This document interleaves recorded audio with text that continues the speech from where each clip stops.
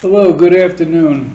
Believe it or not, this is my third recording. The first one we did for about 15 minutes. We realized there was something wrong with the mic. The second one, I did a complete recording, and there was a bad buzz in the background. So obviously, I'm not very happy about that, but I do want to get this information out to you. So it's now 3:05 on the April the 30th, the last day of April. I hope everybody's doing well. Hope everybody's enjoying this better weather. There's another cold winter's behind us. It's been a little over 2 months since my last video. I usually keep it around 4 or 5 months, but there's a lot of information going around, and we don't have open meetings, so unfortunately people aren't getting the information like they be able to on a monthly basis. So here we are. We are going to have an open Zoom meeting for the residents on the 4th of May, this Tuesday coming at 7:30. There will be you will be notified via email on Tuesday to tune in, and at that time we will be giving a financial report and of course any questions that you may have. And we'll continue on. We'll keep going on. There's a lot going on in the building, so let me get to it. I will say to you that I kind of laughed. This is the way my mind works. I was laying in bed this morning listening to the wind whistling. It was very windy, and of course the first thing I thought of, with the poor tulips. It was the same way last week, so if it continues like this another year, the tulips blow away, and it just makes it very sad. They were beautiful, by the way. Okay. Just want to mention, let me start off with COVID. I just want to, for the 100th time, masks are required to all common areas. Masks are required in the elevators, of course. And there's still a few people that, here and there, we find people don't have masks on. You do receive an administration fee if you don't have a mask on. It's a health issue, as I'm sure you know, but it's also a neighbor issue, which is very unneighborly not to wear a mask. And for whatever reason, when someone sees somebody without a mask, they blame management, they blame the board of directors. So please don't do that. We're pushing that. We have signs at the elevators for over a year now. So please wear a mask. Please respect your neighbors. I'd appreciate that. We've had some employees that have had COVID. Most of them have recovered and returned by now. There's still one or two of them that are in the recovery stages. It's really a shame. Our employees always wear masks, always wash their hands. They've been instructed to anyway. Their temperature is taken every day when they come to work. And unfortunately, I guess when they go into their break room, they have a room downstairs and have lunch. They do take their masks off to eat lunch, obviously. So just want to give you a heads up on that. I also want to say thank you very much to the employees. They've done a great job. They really hung in there. And of course, when some of them are sick or they're out with, whether it's COVID, whether it's the a regular, they don't feel well, whether it's vacation or whatever, we have a lot of guys working double shifts now. And I want to thank you all. I want to thank the employees. They did a tremendous job. So thank you so much. Let's get to the toward immunity, okay, something I mentioned last time, which has a lot to do with our pool opening. We do plan on opening the pool on the Memorial Day weekend. There's going to be a lot of catches to it. There's a lot of different legal angles to it. Number one, no guests will be allowed this summer, okay? Secondly, all renters, unfortunately, we're going to have your landlord sign a waiver indemnifying holding us harmless from any lawsuits that could occur. And we need the tort immunity is very important. The tort immunity really takes us off the hook for frivolous lawsuits. If we're grossly negligent, you could sue the building, okay? So let me go into that for a second, all right? Because there's always the Monday morning quarterbacks or a few of the lawyers in the building that, have comments regarding legal stuff. We don't, myself, I'm not a lawyer.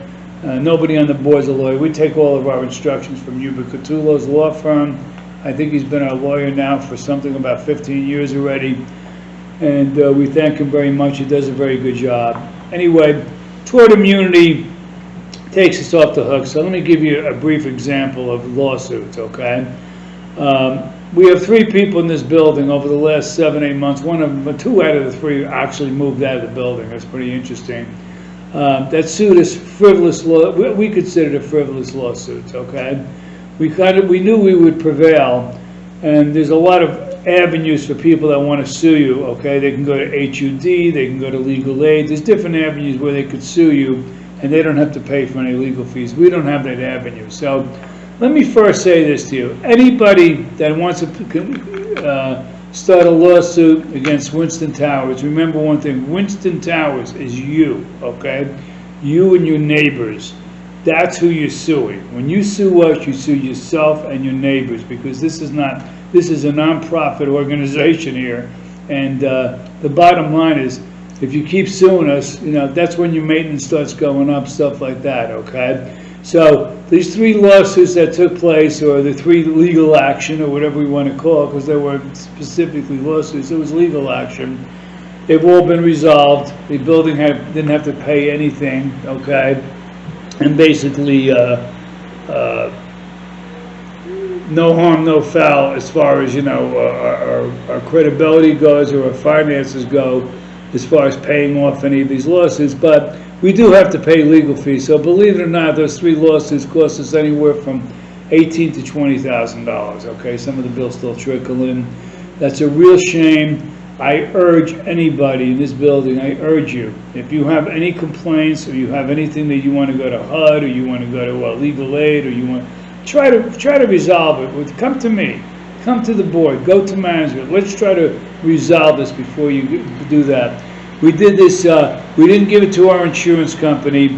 I just want to let you know, when you give a claim to your insurance company, the insurance rates go up. Even if you win the case, your insurance goes up. Okay, so I just want people to know that tort immunity is very, very important. People wave at me and they go, "Oh, Roger, that's ridiculous. No one's going to sue us because they got COVID at the pool. How can they prove they got COVID at the pool?" I'm not saying they could prove it. I am saying they could sue us. Anybody could sue anybody.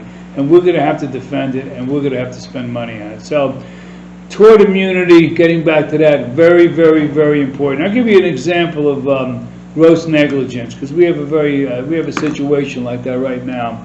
We had a unit owner write our manager and tell him that the tennis court has divots in it and it could be dangerous.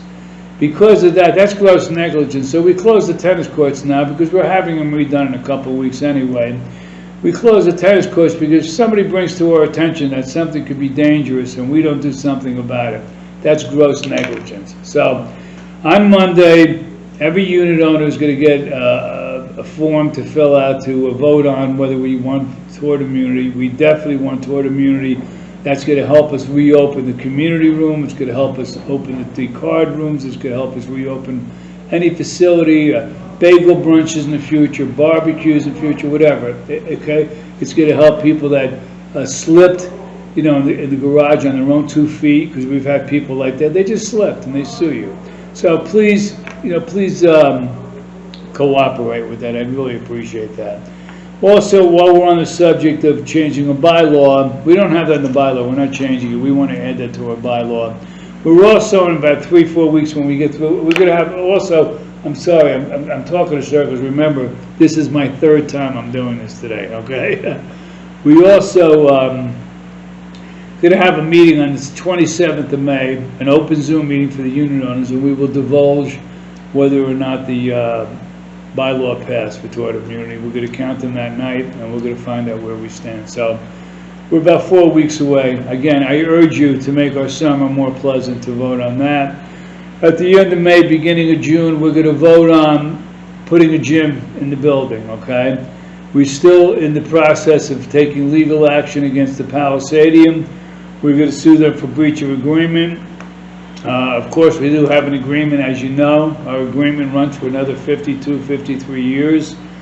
If anybody would like to, please be my guest. We pay them a little over $30,000 a month, okay? Multiply that times the next 52, 53 years with increases every year, etc. You're talking about millions and millions and millions of dollars, okay?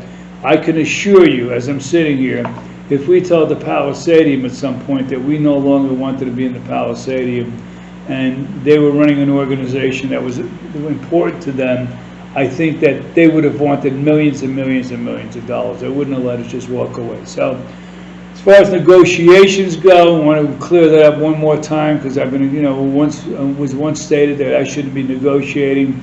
There was never a negotiation. There was an offer by the Palisadium.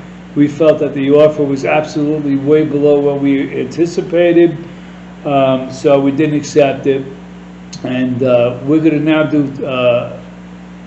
put in a bylaw, we hope vote on it, that we put in the gym in our building in the event that we cannot make a deal with the Palisadium. Anything's always possible, even though I don't feel we're going to be able to make a deal with the Palisadium. It's possible they can open again, but in the case of the event they don't open again, we want to be able to immediately start planning and putting a gym in here. A gym in a building like this would be imperative, okay, for our property value to have a gym. And the gym that we envision and the gym that we've discussed here with architects, decorators, engineers, etc., would be state-of-the-art, a beautiful place, okay? We've already discussed it, so we've already planned out how to build it, where to build, and what to do. This all comes down to what happens with the Palisadium, and of course it comes down to whether or not the unit owners vote on this. We need two-thirds vote, okay, on both toward immunities. You need two-thirds of the unit owners to vote yes for us to put that in the bylaws. So again, I'm urging you, when that time comes, I'll revisit it, to please vote to allow us to put a gym in. Before you vote, you will get a rendering, and you will see exactly what we plan on doing. And we're not just going to say, let's put a gym in. We're going to show you what we're doing, all right? So that takes care of toward immunity. I hope the pool opens. The rules have changed. They're changing daily now. They're still going to have, there's not going to be any water aerobics. You're not going to be able to have noodles this summer. You're not going to be able to share anything in the pool. Chris has purchased a fogging, disinfecting machine that when somebody leaves the pool, they'll be able to defog, or whoever's at the pool will be able to defog the chair and sterilize it and make it ready for use again. So we're coming up with plans on that. The building is very, very, very busy. Between COVID, employees being sick, the renovation, we're getting ready to do the tennis courts, the all-purpose court, the children's swings, such as that. But let me get to that in a second. I'll get to that too. Let me talk about the renovation for a second. The renovation is going very, very well. From what I understand, our wallpaper was due to arrive today. They plan on starting installing in the middle of next week. They'll start on the 31st floor. They anticipate it'll take 2 days to install the wallpaper on each floor. We expect the tile, or we should say the porcelain flooring, to come in sometime early June. That's going to be a little more complicated. We're going to start installing that right away. We will not do the wallpaper near the elevator landings until we do the tile first, the porcelain. You're going to have beautiful porcelain flooring, beautiful porcelain walling around the elevators. It's going to be real nice. We're going to enhance the lighting where the elevators are. We're doing overhead lighting. We received our permit. We have an electrician, as I'm sure you'll start to see, starting to wire outside there. We're putting 2 fixtures in every elevator landing.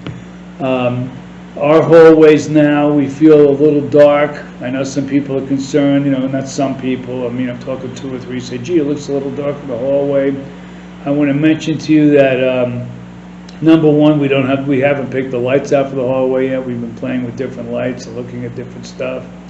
We've also considered in the long hallways, okay, because our wings, we have 3 long wings, 1 short wing. We may be putting 2 additional lights in each long wing and 1 additional light in the short wing because there are dead spots there. You can see that when you walk down your hall. So we're going to be possibly enhancing the lighting, and for whatever it's worth. I went to several buildings. I went to River Ridge, which was recently done. I went to Hudson Harbor, recently done. I went to Admiral's Walk, which was recently done, and their hallways are pretty dark. So the bottom line is, I'm not saying our hallways will be dark, but they shouldn't be lit up like a TV set. I mean, this is, these are hallways, okay? The elevator landings are going to be much brighter because, like I said, we'll have overhead lighting. You're going to have white, very light flooring, which will give the core will be much brighter.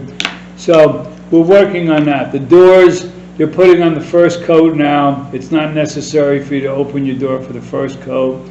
When they get to the second coat, there'll be letters going out asking you if you're going to be home, or we're going to arrange with the unit owner, the resident, to please open the door. So please don't worry about that.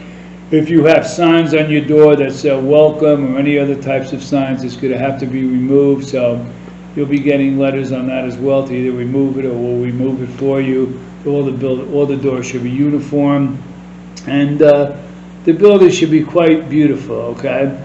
As far as the pipes go, anybody wants to stop me and discuss the pipes, I'm ready to discuss it. Okay. There's a lot there, and I'm going to bring it up one more time. Number one, we get 4, 5, 6 leaks a year from those pipes, and if they're enclosed, we're not going to know that they're leaking until it's too late. Secondly, there's a lot of curves. There's pipes are in front of your door. People moving couches in and furniture, etc., could damage the pipe. So it's pretty complicated. And last but not least, we do every year what's called a reserve, not every year, I'm sorry. Every 5 years we do a reserve study, which kind of outlines how much money we have to spend and what the elements in this building, how long they're going to last, and how much money we should save for that. For example, we know when the roof is going to be due to be replaced. The hallways were due to be replaced, I believe it was about a year ago now. We're about a year behind. And there's certain things, of course, you could live longer with, even though the reserve study says it. But based on the reserve study, the pipes in the hallways, those sprinkler systems, are supposed to be changed, okay, within the next couple of years. That doesn't mean it can't last another 5 or 10 years, but to cover those pipes right now and possibly 2, 3 years from now have to change it, we're talking about spending $1 million covering the pipe. So anybody who wants to talk about it, please stop me. I'll be more than glad to do it. It was much more complicated, and it's much more, it's not as simple as everybody makes it sound. I know that the big comment is that 200 did it, but we have certain reservations of how they did it and how it affects the building. So I'm not going to go into bashing 200. If they feel it works for them, that's fine. Okay, that takes care of the renovation. There is some very big news here regarding management changes. I don't know if people realize this, but Chris Murphy officially several months ago became the general manager here. He's more than just a resident manager. He manages the residents as well as the maintenance department as far as the property, etc. He's got 18 years experience. I'm not going to start selling Chris Murphy to everybody, but I want to mention he has 18 years experience. Has a financial degree I've mentioned before from Villanova University, and he's been a great asset to the building. Okay, so we've decided a couple of months ago that we're self-managing the office. Chris has been, involved, employed here for 5.5 years now. Does a great job. Antonella has been here, I think, over 1.5 years. She's now his assistant. Does a tremendous job. Has really caught on. Very pleasant, very nice person. The type of person that, in my personal opinion, that we want. Okay. So thank you, Antonella, for all your great hard work. Stella's now employed here as our receptionist. Very, very nice. So we have a nice setup out there. They're all Winston Tower employees officially. I mean, Chris is right now. Antonella, believe it or not, was hired by Winston Tower. She was never hired by Corner Management. And Stella. They're all going to be Winston Tower employees. We went out. We hired a company called Impact Management. And they're going to take care of our finances. We searched and we looked for a lot of companies. They got a AAA rating from Marie Mira, who's our CPA auditor. Told us that she does their work all the time, and they're tremendous. They're very good. So that's what we need. We need somebody to take care of our financials. The office will be covered. Nothing will really change. The only thing that will change, which I'm very into, because I'm very into bottom line. I'm a bottom line guy. The bottom line is going to be better. We're going to be more efficient. We're going to have great employees, a good financial company, and we're going to save substantial money. So that's good for all the unit owners. So, okay. Anyway, thank you, Chris, Antonella, and Stella. I want to say that on camera. I just said that for the 3rd time in the last couple hours, by the way. Because again, all right. The tennis courts, all-purpose court, etc. Let me give you a little bit on that one before I continue on to some of the other stuff. Because I have a whole list here on my phone. I also had a list on paper that I drew up over the last couple of days that I ripped up a couple hours ago because I thought I did this video. So I'm going off 2 different ways of looking at this stuff, okay?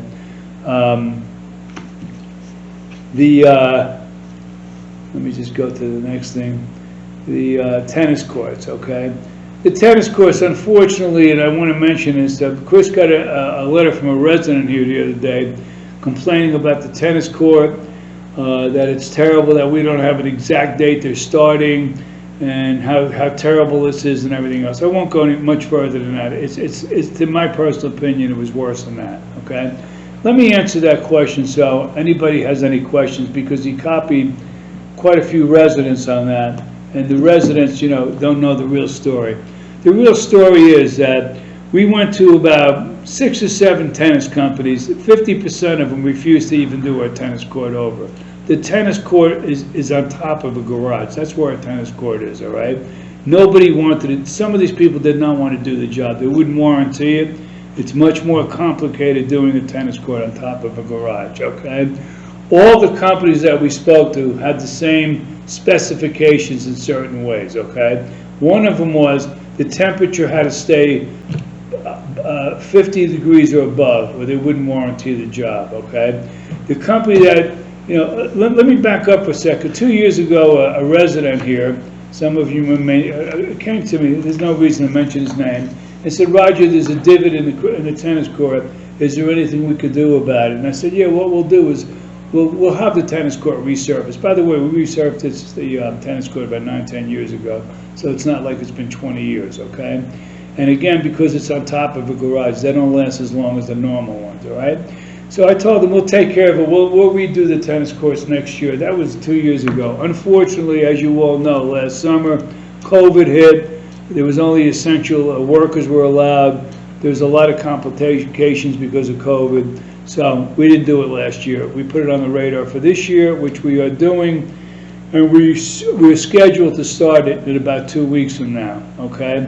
So when I say scheduled, if we get a cold wave, which I don't anticipate, if it's raining, they obviously can't do it. If the prior job they're on, it's raining at that job for a week, it may push this back a couple of days. So we have to be flexible. There's no such thing as an absolute 100% drop dead date.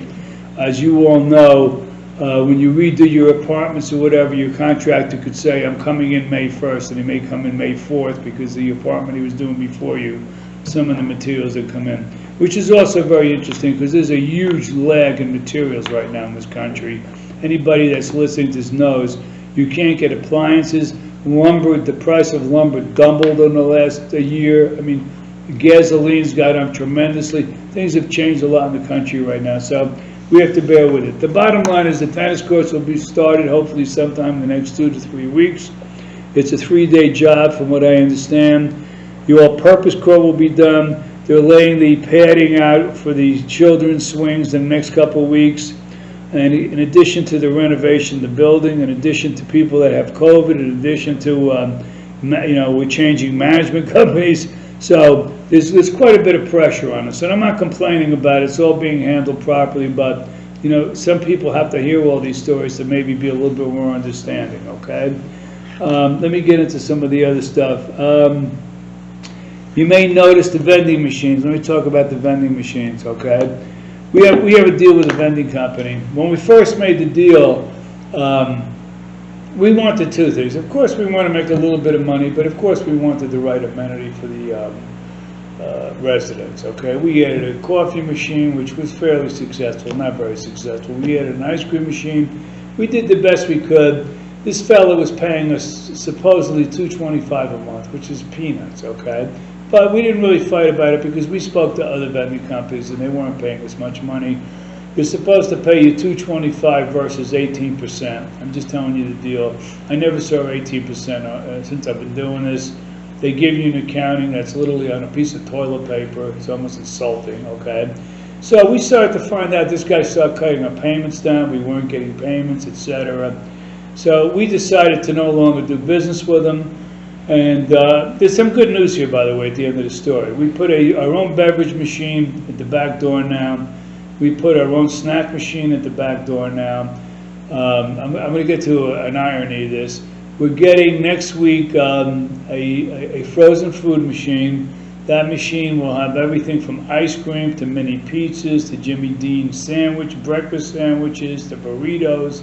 So anyway, the guy was telling us how poorly he was doing on his beverage machine, and he didn't service the machine for 10 days, and the machine hosts like something like 356 beverages, and in 10 days he had 7 beverages left in the machine. He sold about almost 350, almost 350. So it sounds like he's doing pretty good to me. You can go downstairs now, it's still down there. The machine's literally empty. The snack machine in 2 weeks was almost completely cleaned out. So he was doing very, very good business. We did our own. I think the first 24 hours, Chris told me we sold something like 40 beverages downstairs. It's unbelievable, right? So instead of making anywhere from 125 to 225 a month on this, because the guy wasn't even paying us a full amount, and we handed that over to our attorney, by the way. We're probably going to make, with lease, because we're leasing all this stuff, whatever, we could probably wind up making anywhere from $700 to $1,000 a month. We're more than triple, quadruple how much we were making. I know it doesn't sound like much money for building this size, but at the end of the year, that may wind up paying for 2 bagel brunches every year. So that's the way we look at it. Money's money. So that's the vending machine. I want to thank Chris for that also. Chris, went out, found the right vending companies. They actually built a frozen food machine for us, and that's why it's not coming until next week with our specifications. So that takes care of that one. I'm going down the whole list here. And I just thought of something I wanted to mention also. The packages, okay? The packages are costing us, okay, brace yourself, because this is not an exaggeration. You have one person dedicated to the packages. That person's making about $35,000 a year now, okay? You have our top #1 security guard, Jose, okay, is assisting them all day. This is getting to be like ridiculous. In addition to that, you have the person, the valet, helping them, okay? We figure that we're spending close to $100,000 a year on packages. So we may make some changes in that. We're going to continue delivering them. We may do something which you'll find out about in the near future with your notification. You may have to rely on your notification from a carrier, not from us, because they're spending a tremendous amount of time going over to the computer and putting 500 to 600 names on the computer every day.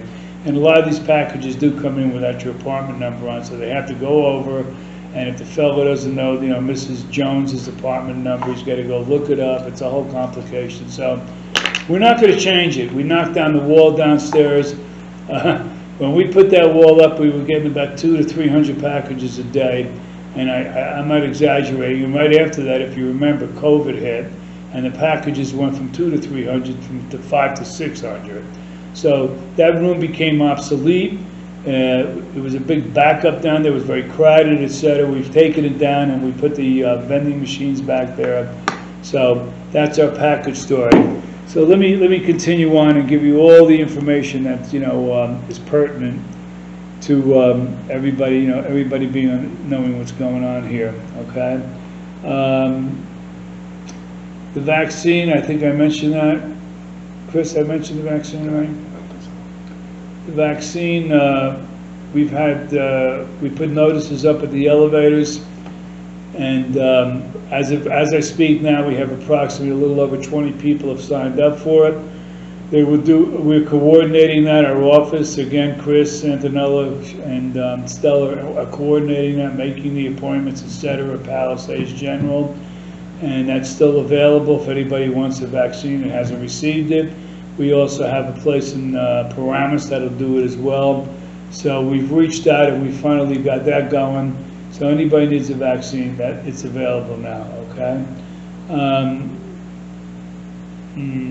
2 things I want to mention also about that are real no-nos in my opinion, okay?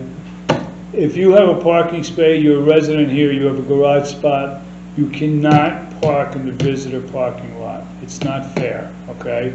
You have like 17 guest parking spots in front, okay? I'm talking the front right now. I'm not even talking the indoor garage. And when you park in that spot to go home, and then we have people that go upstairs for 2-3 hours or whatever, because they're going out 3 hours, they park out there. You're taking a guest parking space away. It's one of the biggest complaints that I've been hearing for many, many years, how poor our visitor parking is. So it's a rule. I didn't make this rule. The rule's been in place since this building's been here.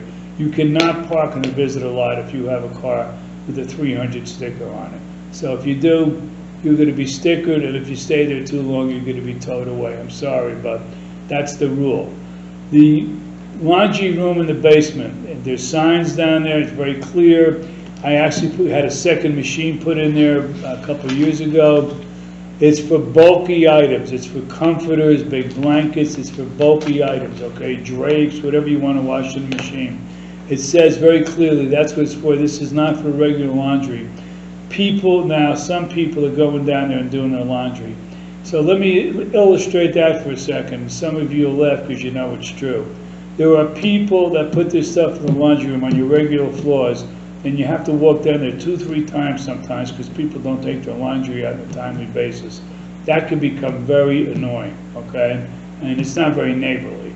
But which is even worse, taking the elevator to the basement, okay, and they didn't take their laundry out yet, or they're doing oversized, they're doing their regular laundry, which they shouldn't be doing. Please refrain from doing your laundry in the basement unless it's oversized. That's what it's for.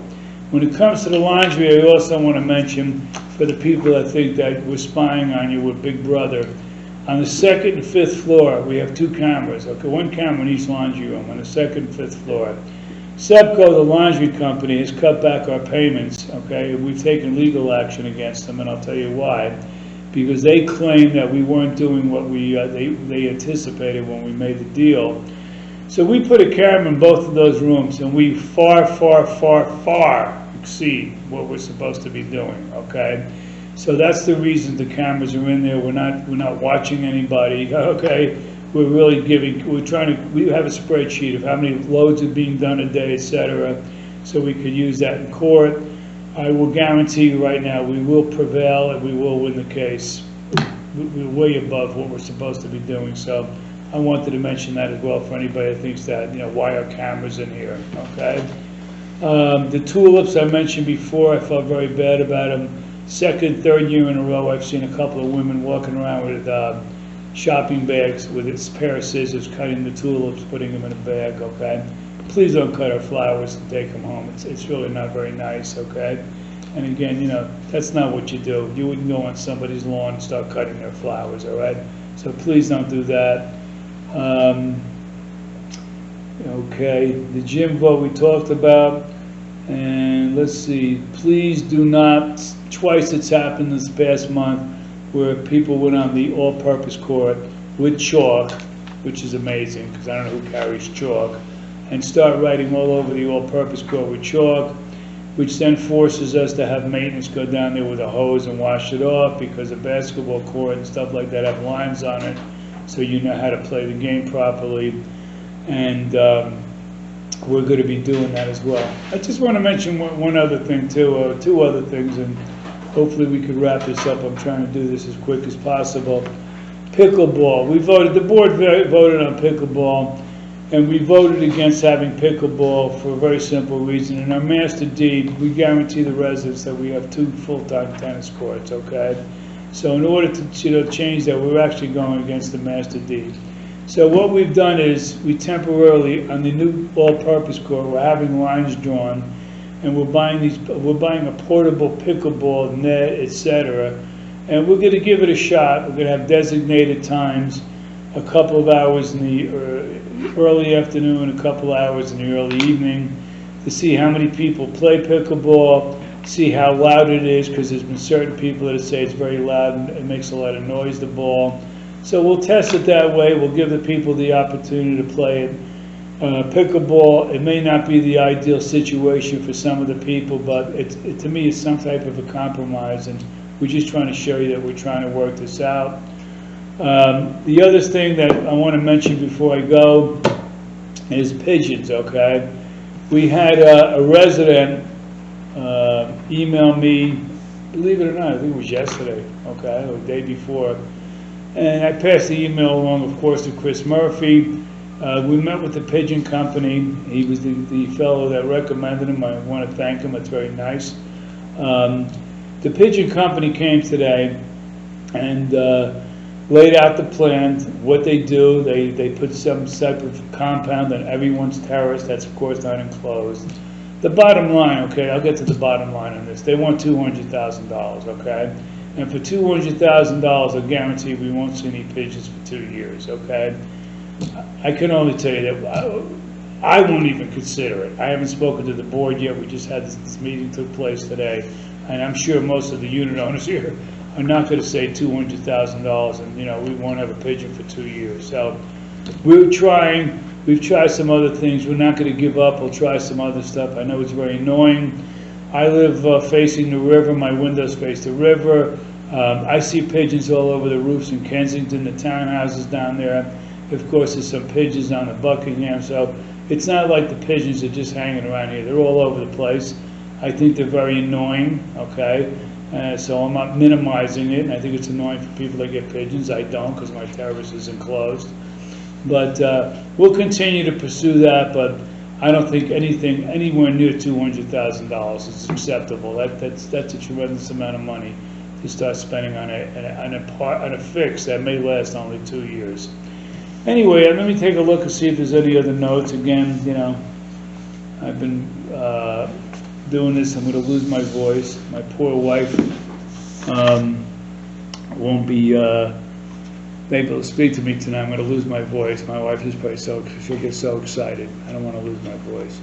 Anyway, there's a few other things that I just want to mention, okay? Window washing will commence on Monday. If you have screens on your window, please either remove them or, the window washers will slide them side by side. So that's something we've done regularly twice a year now for a long time, which I'm happy about. Before I go, I have to tell you one last story, which you've heard a little bit about before, and I want to say it one more time, okay? And always remember, when I give these little videos, okay, which is, I think we've kind of invented this thing, and no one else has ever given videos like this before. We're trying to give you as much information as possible, and believe it or not, we get anywhere, and you can see this on Facebook, YouTube. We get anywhere from 800 to over 1,000 views, so it's been very, very successful. The compactor, okay? Number one, the signs are very, very, they're very simple. Where the newspaper rack is, it says the word newspapers. It doesn't say paper. It says newspapers, okay? People put bags in my compactor room full of papers, paper plates, all kinds of, mail, it's not, throw that stuff down the compactor. You don't have to throw paper plates on the floor, okay? But the thing that's unbelievable, if you think back about 2 weeks ago, one of the compacted rooms were closed, and I'll tell you why it was closed, because somebody decided to clean out their closets, okay? And they threw their clothing and their hangers down the compactor and just jammed the whole thing. You can't throw clothing and hangers down a compactor. It's not going to work. You could bring it downstairs to the back door, the little structure where to put it, or you could donate it or whatever. Then last week, again, the compactor, again, 2 weeks in a row, somebody took, which is, I think, amazing, it's horrifying, potted plants, threw them down the compactor, the dirt, the clay from the pots, the plant itself, jammed up the whole compactor.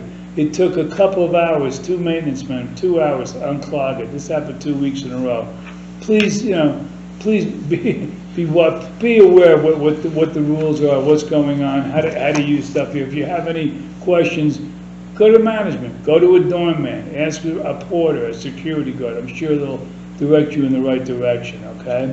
So before we go, and I rushed through it, I didn't make any jokes or anything because we have to go through this. Some people say, please, Roger, hurry up, you talk too long, okay? Boom, boom, boom, boom, boom. I think I got everything. So anyway, hey, listen, have a great summer. Once again, I always say this at the end of every video. Any questions, stop me. Get in touch with me if you want. Stop a board member. Come see Chris, Antonella, Stella. Whatever we could do, we'll try to help you. We're here. Remember, we have a tremendous amount of work, okay? And I think the building's in very good shape. It's in very good shape. I'm not promoting it now, but we work very, very hard to keep this building up to par. Stay healthy, stay well. Thank you so much for tuning in.